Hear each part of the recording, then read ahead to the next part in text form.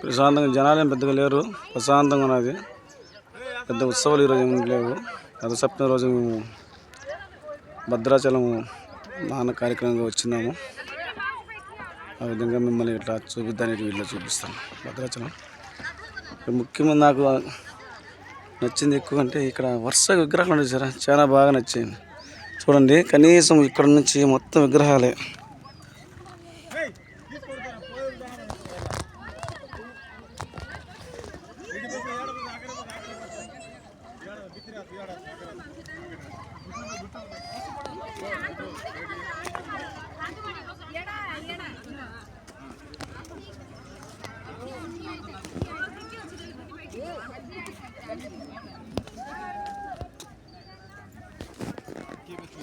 సింహం బొమ్మ ఉన్నది బాగుంది.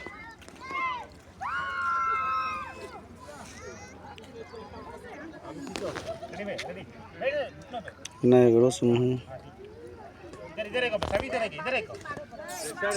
ఇక్కడ పూజలు చేసినారు, టెంకాయలు, అమ్మవారి విగ్రహాలు చాలా బాగా చేస్తున్నారు.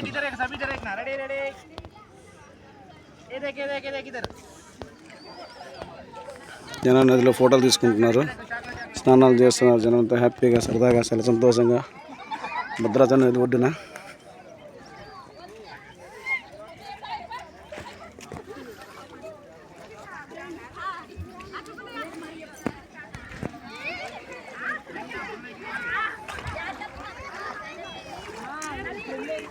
మొత్తం విగ్రహాలే ఒడ్డున. ఈ పక్క షాప్స్ అన్నీ క్లోజ్లో ఉన్నాయి, కొన్ని షాపులను తెరుచున్నారు.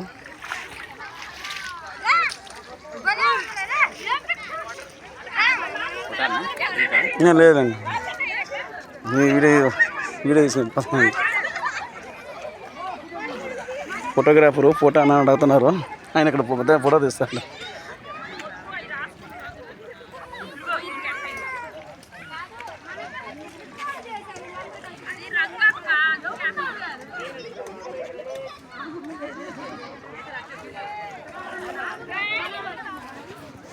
శ్రీకృష్ణుడు, రాధాకృష్ణ విగ్రహం.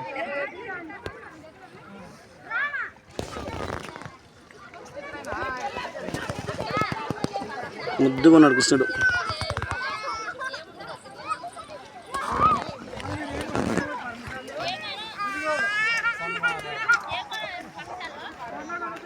టూర్ చేయాలంటే 2 days ఉండాలి అన్నీ చూడాలంటే. ఈరోజు వచ్చిన అవకాశం వరకు కొన్ని వీడియోలు మాత్రం తీస్తున్నాను. ఈ గోదావరి నది ఒడ్డున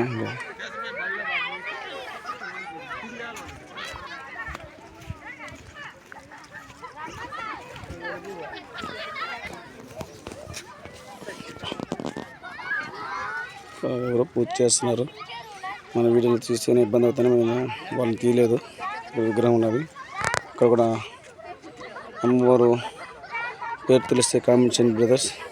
నా సబ్స్క్రైబర్స్ అందరూ అలాగే మీరు చాలా మంది వచ్చుంటారు. భద్రాచలం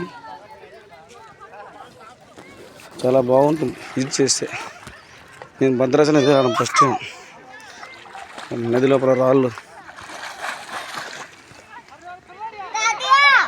అక్కడ ఎదురుగా బోట్ కనిపిస్తున్నారు. ఈ రాళ్ళ మధ్య నుంచి ఎట్లా తప్పించుకుపోతారు.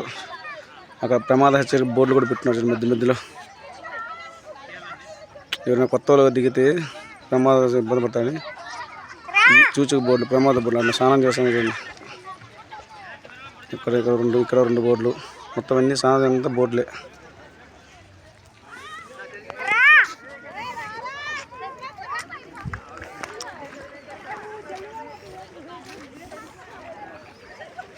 బా, చెప్పులు లేకపోతే కాలు కాలిపోతాయి, అంత ఎండగా ఉన్నది ఈరోజు.